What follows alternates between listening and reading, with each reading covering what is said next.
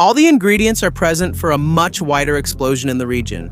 Honestly, a mega war across the entire region. This is what Alan Boswell, an expert from the International Crisis Group, said while discussing the possibility that two of the most devastating wars of this century could merge into one major conflict. On one hand, there's the war in Tigray in northern Ethiopia, which may have claimed the lives of 600,000 people since 2020. From 2020 to 2022, and now it seems likely to erupt again. On the other hand, there's the ongoing devastation in Sudan, a crisis involving mass killings, the destruction of entire cities, and what appears to be a genocide.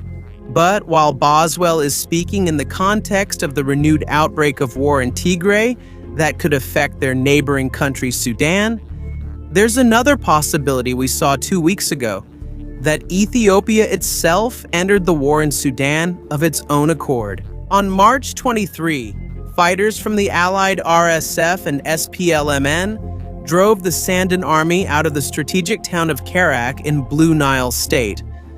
But this was no ordinary victory. The rebels entered from Ethiopian territory, where they are being sheltered by the government of Abiy Ahmed. Now, as Sudanese military officials report that they see Addis Ababa as an active participant in the war, the possibility of these two conflicts merging is no longer theoretical. It's a frightening reality.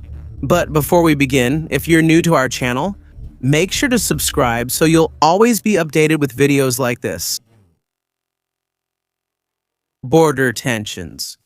The governor of Kermak province in Blue Nile State, Sudan, is not someone who minces words. After the combined forces of fighters from the paramilitary Rapid Support Forces and the Sudan People's Liberation Movement North attacked the strategic town on March 23, he told the media that the forces that attacked Kerak came from Ethiopian territory and were supported by Ethiopia. This is an invasion, something that top Sudanese military officials have been privately telling journalists for several months, that Ethiopia is actively interfering in the country's civil war.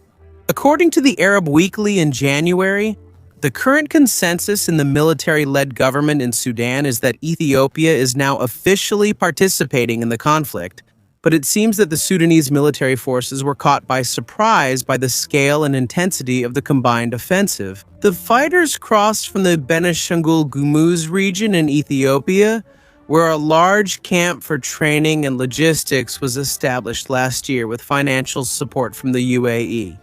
In a recent in-depth investigation, Reuters discovered diplomatic cables and internal security memos stating that the United Arab Emirates funded the construction of the camp and provided military trainers and logistical support. We will mention the role of the UAE in this video later. The important point now is that the existence of the camp or the number of fighters training there is not a secret. The Sudanese military even deployed additional troops to Blue Nile State to protect against any attacks. But all of this was useless. When the combined forces of the RSF and SPLMN attacked, the defense was frustrated and humiliated. According to the Sudan War Monitor, equipment was seized and senior army officers were captured in the midst of the chaotic retreat.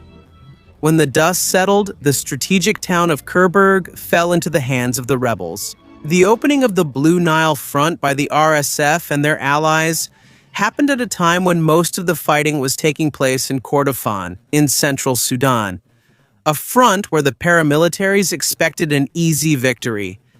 But they were surprised by a series of defeats this year. The launch of the new campaign in the south is likely a tactic to pull SAF troops away from the main battle and occasionally stretch their defenses. This is also a direct result of the surprising alliance between the RSF and the SPLMN, which has long had a presence in southern Sudan, including Bunar State. It was called a surprising alliance because since 2013, the RSF has been one of the main forces responsible for suppressing the SPLM rebellion against Khartoum, which they did violently and mercilessly. According to Al-Azhar, even after the RSF attacked their former ally, the SAF, in 2023, their fighters carried out massacres in villages throughout the Nuba Mountains.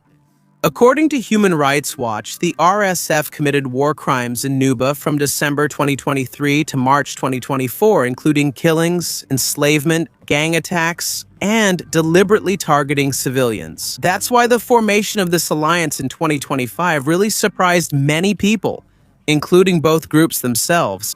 According to Sudan war monitors, the two rebel groups continue to distrust each other, and their forces have not yet joined together. Whatever the motive behind the alliance, the latest joint offensive by the RSF and SPLMN seems to have been successful. Now, the SAF is fighting on an additional front, at a time when they need to focus their forces on Cordon. And while it seems unlikely that the rebels will capture the capital of Blue State Damacan, which is now being reinforced by the military, this is a major blow for SAF leader General Albarant. Now, the obvious question at this point is why? Why would Ethiopia itself, a weak and complicated state struggling with various insurgencies, want to get involved in one of the worst ongoing wars in the world? Of course, Prime Minister Abiy Ahmed spent the early years of the crisis trying to keep both sides confused.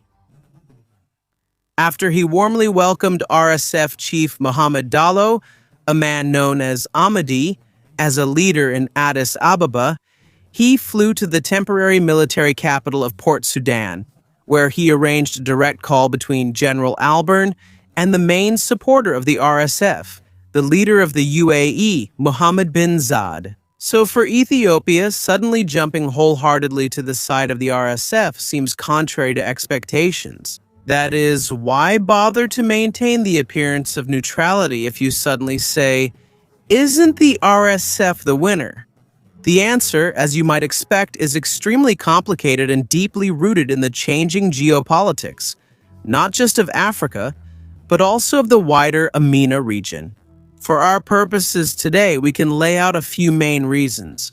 The most obvious is Ethiopia's heavy reliance on the UAE. Since Abiy came to power in 2018, Abu Dhabi has funded his government and helped implement projects and provided money for a massive palace that the Prime Minister is building for himself.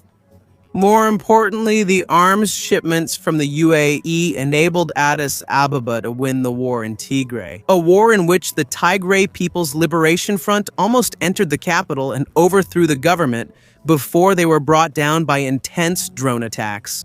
Because of this, Abiy sees the support of the UAE as key to maintaining his government, especially while fighting the ongoing insurgency in the Amhara region and preparing for another possible war in Tigray. And since the UAE also supports the RSF in Sudan, it's probably not surprising that Abu Dhabi pressured Abiy to openly support the paramilitary forces. As Africa expert Cameron Hudson said, Ethiopia is not so much motivated by incentives, which seem to be absent, but by pressure from the UAE. But there are still reasons besides keeping Abu Dhabi happy as to why Addis Ababa might enter the war in Sudan. And again, this can also be linked to the war in Tigray. Although most of the damage was concentrated in the Tigray region in northern Ethiopia or in regions like Amhara that were attacked by the TPLF in their counteroffensive, it was also traumatic for the federal government in Addis Ababa. As the crisis worsened, the Sudanese military took advantage of the distraction and occupied the disputed Alpha Sharqa borderlands, capturing 90% of the territory that Addis Ababa believes should belong to Ethiopia. But the interference did not end there. When the war ended, many TPLF fighters fled and sought refuge in Sudan. Although the SAF always denied hiding them, those claims collapsed in early 2025, when the TPLF's Army 70 helped the Sudanese military liberate the area. But this isn't just about resentment over interference during the war. Ethiopia fears that the Sudanese military is interfering even more with their mortal enemy. For very complicated reasons, a major faction of the TPLF is now getting closer to their former enemy, Eritrea. Eritrea believes there is good reason to believe Abiy wants to claim parts of their territory to gain access to the sea, something the Prime Minister has called an existential issue for landlocked Ethiopia. So now Eritrea is supplying weapons to the same Tigrayan rebels, while Sudan's military is deepening and strengthening their ties with them to provide deterrence. At the same time, the SAF is also being drawn into a direct alliance with Eritrea. It's not hard to understand why. The Sudanese military believes that the war would end if the UAE were not strengthening the RSF. Eritrea is part of the emerging anti-MRC alliance because of its own fears about Ethiopia. That's why both countries feel they have a common enemy. This alliance is no longer just theoretical. Eritrea's airfields are providing shelter to the forces, Sudan's jets to protect them from RSF drone strikes. Meanwhile, Eritrea is training and arming anti-RSF groups in Darfur that are aligned with the SAF. It's clear that Eritrea is hoping the threat of intervention from the SAF and TPLF will be enough to deter Ethiopia from attacking. But there's another important factor involved here, and it's not connected to Eritrea but to another longtime enemy of Ethiopia, Egypt.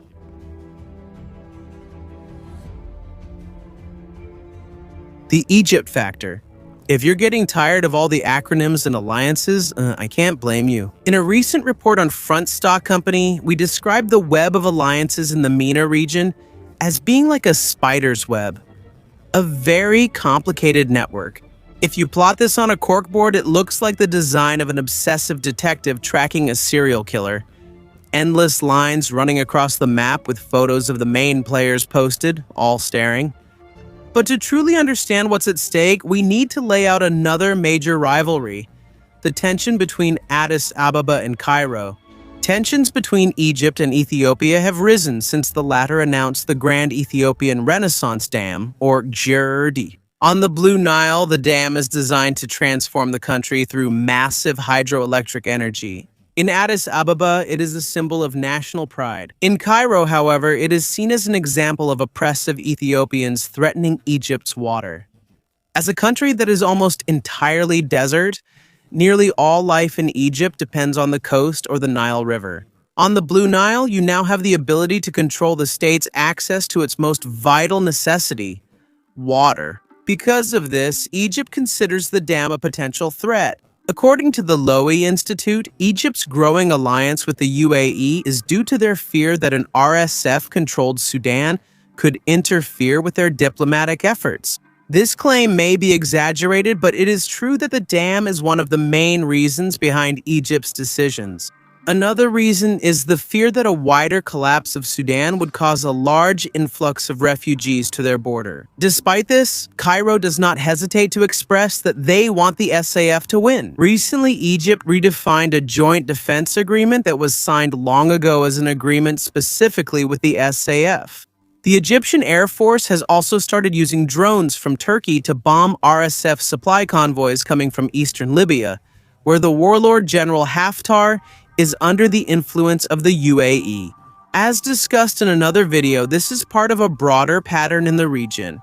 Attacks on RSF supply routes from Libya, while the alliance led by Saudi Arabia, Egypt, and Turkey is trying to stop the ambitions of the rival blocs centered around the UAE and Israel. For now, these two blocs are still somewhat informal, and some alliances have been disrupted by the war in Iran, but they remain important factors in the Horn of Africa. For example, Somalia, which has long been a client of the UAE, recently canceled Abu Dhabi's access to their ports due to fears over Israel's recognition of the breakaway state of Somaliland. We should also not forget Ethiopia's offer about 2 years ago to do the same thing in exchange for access to one of Somaliland's ports. Because of this, it is now more difficult for the UAE to send arms to the RSF, and many routes have already been closed. Because of this, Ethiopia is now one of the few allies that Abu Dhabi can still rely on to supply the paramilitary forces. According to Cameron Hudson in the Africa Report, Ethiopia is the last obvious place they can turn to for this. In short, Addis Ababa is entering the war in Sudan, not only because of pressure from the UAE, but also because they see a growing regional alliance aimed at stopping them. An alliance where former enemies like Eritrea, Egypt, Sudan, Somalia, and Tigrayan rebels are coming together as an active threat to the dam and to Ethiopia's goal of gaining access to the sea.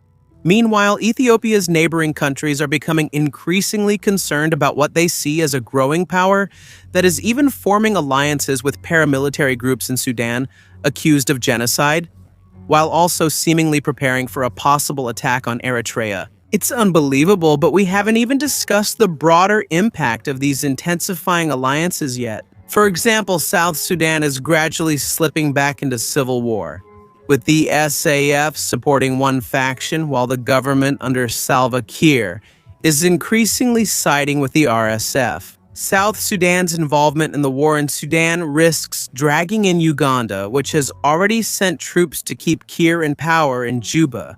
If the war expands further and includes South Sudan, there is a possibility that the war in Sudan, the war in Tigray, and another bloody conflict could merge. In fact, it is believed that South Sudan's previous civil war, which followed the same lines of conflict seen today, was one of the deadliest wars in recent years, claiming the lives of around 400,000 people.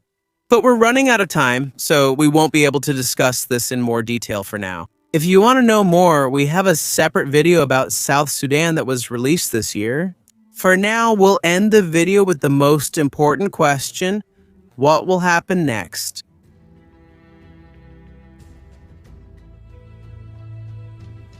Is conflict inevitable? Since it seems like 2026 wants to become the new 1939, I hope we can end this video on a positive note.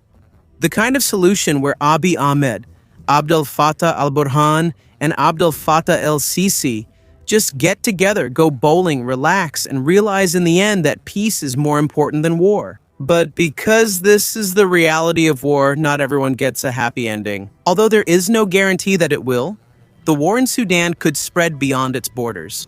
It's clear that all the ingredients are present for a massive disaster that may only happen once in a generation. Here are the possible flashpoints. Even without Ethiopia's direct involvement in Sudan, it could trigger a reaction from Eritrea, which might support rebels in Amhara or Tigray to weaken Ethiopia. At the same time, Addis Ababa seems determined to completely crush the rebels. In late February, the Ethiopian military sent heavy weapons to the border of the region. Although large-scale fighting has not yet broken out, there is a theory that this is due to a lack of fuel caused by the Iran war, which has affected the movement of their army. If Ethiopia attacks Tigray, it's also possible that the SAF will enter the war on the side of the TPLF. And there's the alliance between the SAF and Egypt. If the SAF retaliates for what happened in Blue Nile by directly attacking Ethiopia, for example, targeting the RSF training camp, Egypt could possibly get involved in the fighting. And Abiy might also fulfill his threat to seize part of Eritrea to gain access to the sea, a move that could ignite a wider war in the region. The problem is, all of these possible scenarios are interconnected. And this is why the situation is so dangerous right now. Currently, there are thousands of possible triggers throughout the region. Just one wrong move and a simultaneous war could erupt. In comparison, this situation is more similar to 1914 than 1939, a time when a complex network of alliances pulled the entire continent into war. But even if the feared megawars do not happen, the news from Sudan remains grim. The war there is still ongoing. This April, the war in Sudan will enter its third year. 3 years since the tension between the SAF and RSF turned Khartoum into a war zone and spread throughout the country. Now it's 2026 and the fighting is still ongoing. It is estimated that the RSF and SPLMN have around 500,000 armed personnel. Meanwhile, the SAF has slightly more. Although each side has had victories in recent months, there is still no clear winner. And as the war drags on, the violence only intensifies. Just last October, the RSF captured the city of Al-Fashia in Darfur and caused widespread killings that may rank among the worst episodes of violence of this century. The number of those killed varies, but it is generally accepted that an estimated 60,000 people were killed in just over a week. In other words, whatever happens, it seems that the tragedy in Sudan will continue. A tragedy worsened by external forces and almost ignored by the world, even though it risks pushing the Horn of Africa into a crisis that could be even worse than the Iran War.